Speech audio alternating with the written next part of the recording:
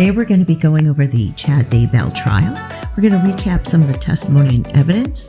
I'll let you know about the jury's reactions, and we're going to discuss some behind the scenes and cringeworthy moments. Don't forget to like, comment, and subscribe.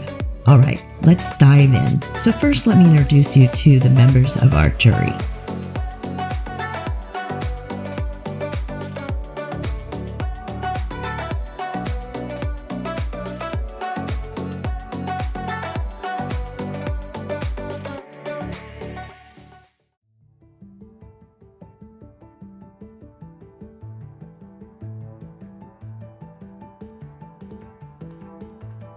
All right, let me introduce you to the jury.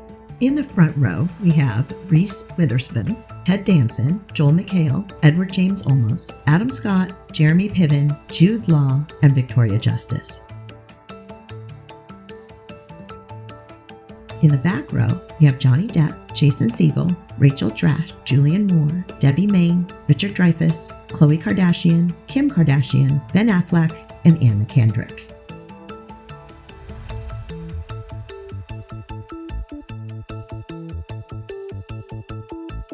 We know that there's been a very high number of witnesses. Some of the key witnesses: Angela Yancey, the insurance benefits coordinator; Sheila Daybell, which is Chad's sister; Heather Daybell, Chad's mom.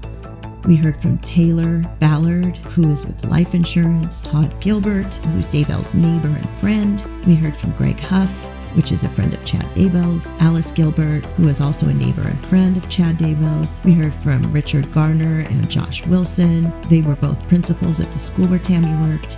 We heard from Sydney Shank, the babysitter. And we also heard from BYU Dean Wynn Hill. The key witnesses we heard from this week were FBI agent Doug Hart, Detective Vince Kayakamanu, I know I messed that up, Detective Bruce Mattingly, Fremont Coroner Brenda Dye, Fremont Sheriff Deputy Allison Greenhag, Gilbert Police Department Ryan Pillar, Fremont Sheriff Department Deputy Coulter Cannon, Brandon Boudreau, Melanie Pulowski's ex-husband, Stephen Schultz, the funeral director, Patricia Lader, Tammy Daybell's cousin, and Hannah Munoz, Tammy Daybell's cousin. That's just a small number of key witnesses. There have been numerous friends and neighbors, people that Tammy worked with, that have testified. They pretty much are all saying the same thing, and they're talking about how healthy she was, that she wasn't slow, sluggish, or seeming ill prior to her death. And we heard from some witnesses who really turned the tide on the case. Kay Woodcock, Melanie Pulowski, Ian Pulowski, Zulema Pastens, Nick Balance, the FBI cast agent, medical examiner Dr. Eric Christensen, medical examiner Garth Warren, FBI agent Steve Daniels, the cell phone analyst, and Nicole Heidemann. The jury's been given both a ton of evidence through testimony and a ton of exhibits. This last week, the prosecution was able to really connect all of the evidence and paint a broader picture of the conspiracy and the murders. We heard from Melanie Pulowski. Melanie Pulowski was interesting. For all of the Dateline episodes and documentaries that she's appeared on, all of a sudden she couldn't really remember anything. She also came into the courtroom with a team of attorneys, and it makes me wonder whether or not she may be facing some charges in the future. We also heard from her husband, Ian Pulowski.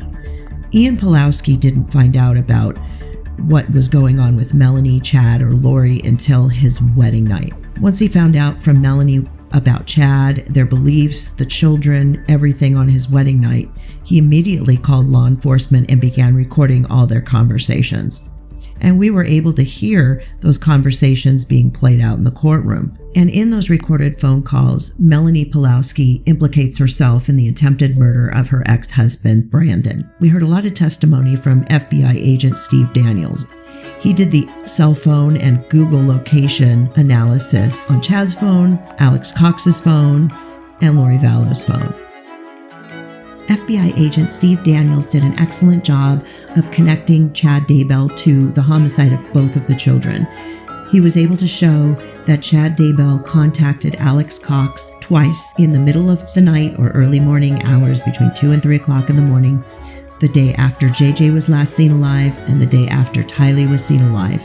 He was also able to show that after those calls were placed, that Alex Cox drove to Chad Daybell's property in his location pinged where the burial sites would later be discovered. What was most impactful about FBI agent Steve Daniels' testimony was that he began to break down on the stand. The most impactful part of Agent Daniels' testimony was when he began to break down about the children when they were missing and hoping that they were still alive. And when he did that, the impact on the jury was significant. A couple of the jurors began to tear up, and there really is nothing more emotional than watching a law enforcement officer whose job it is to investigate homicides break down on the witness stand about the 2 children. Next, we heard from Kay Woodcock. Again, powerful testimony. Jurors really could empathize with her, and it did not go unnoticed the emotional impact her testimony had on the jurors, who are fighting to hold back tears, sniffling. A lot of you have wondered whether or not Chad was actually crying when the 911 call was placed. And let me make it clear. And here's where things got a little weird. Nicole Heidemann came in and testified about some writings that Chad and Lori were engaged in as part of this book that was being published. And although they were using pseudonyms, it was very clear that the content from the book was a reflection of their real-life relationship. The content was racy, cringeworthy, and quite frankly, there wasn't a single juror that was poker-faced while this was going on. The jurors' reaction was priceless.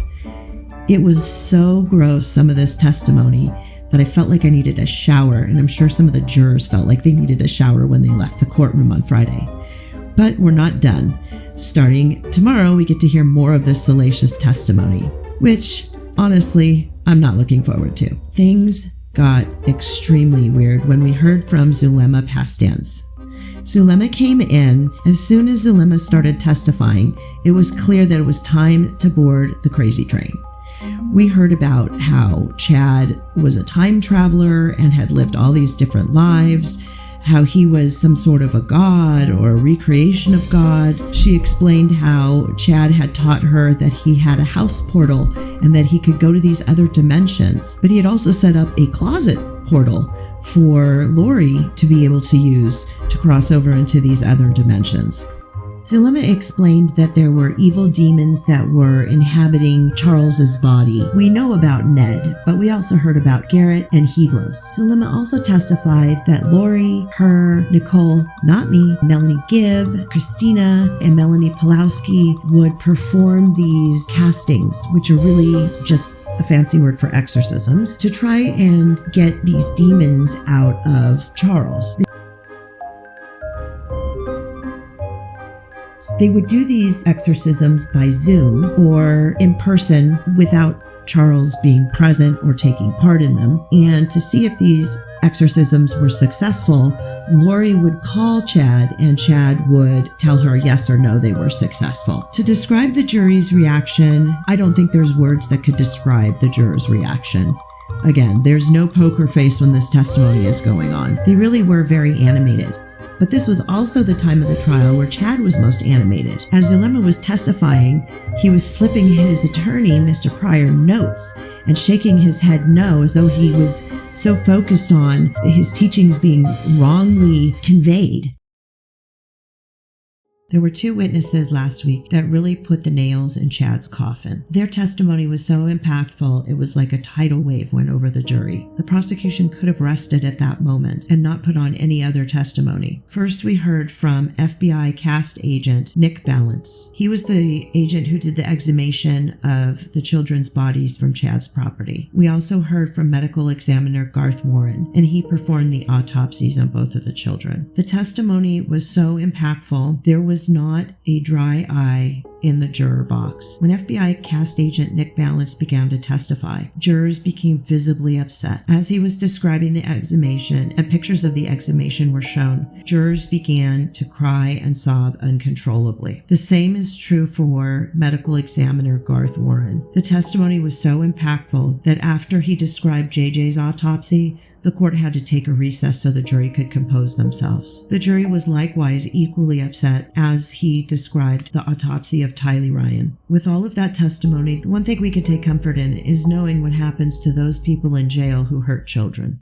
All right, time to lighten things up a little bit. Let's talk about the top 3 laugh out loud and burn moments from the last couple weeks. Number 3, Ian Pawlowski and Melanie Pawlowski came in with attorneys. The attorney representing Ian Pawlowski was caught during cross-examination gesturing to Ian while he's testifying on the witness stand in an effort to help him testify. The judge immediately stopped the case, took the jury out, had the attorney stand up in front of the entire courtroom, had the bailiffs walk up to him and escort him out. He was then banned from the courtroom for the rest of that day. The only thing funnier than that moment was watching when he tried to come back the next day because he was also representing Zulema. Number 2.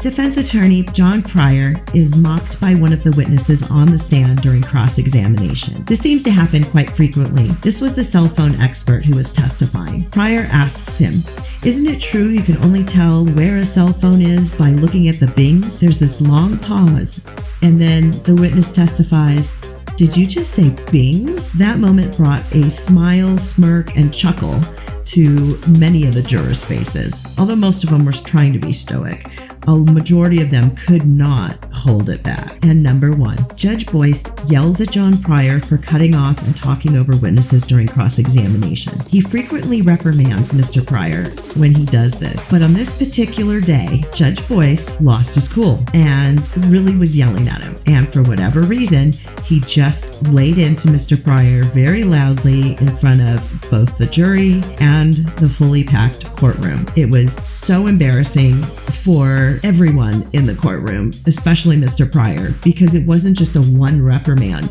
This reprimand went on for a good couple of minutes. Now let's talk about our honorable mention. Of course, it involves Mr. Pryor. During cross-examination of Zulema, as we've heard about all of this wacky religious belief system that they had, Mr. Pryor begins asking her about her education and background, and then makes the insinuation that she's an educated woman and she shouldn't have fallen for it because it's just nonsense, and asked her if she really believed what they were teaching. Well, what's cringeworthy about that? Well, we know that even smart people sometimes can fall into situations where they find themselves in a cult. And I'm not just talking about a long time ago. We're talking about people finding themselves caught up in a belief system that others would find ridiculous. It's not uncommon. The jury's looking at him like he's... And at the same time, the jury's looking at him like they cannot believe he just asked that question. And the jury has really given up on Mr. Pryor. If you're watching the stream, you'll notice he doesn't look at the jury as much as he used to, and I think that's because he's finally realized he's lost them. Before I wrap things up, I have to pause for a moment. I've been honored to strike up a friendship with Larry Woodcock. We talk just about every day, and I can tell you that it's really important to remember that this is real life. It's not a television show. These children were brutally murdered in the most cruel, unimaginable way. And as we're wrapping up, I just want to take a moment so that everybody can remember all of the victims of Lori and Chad and reflect on the devastation that's been left behind. Together, let's hope that there's justice soon. Thank you guys for watching, and I will be back with some more updates from court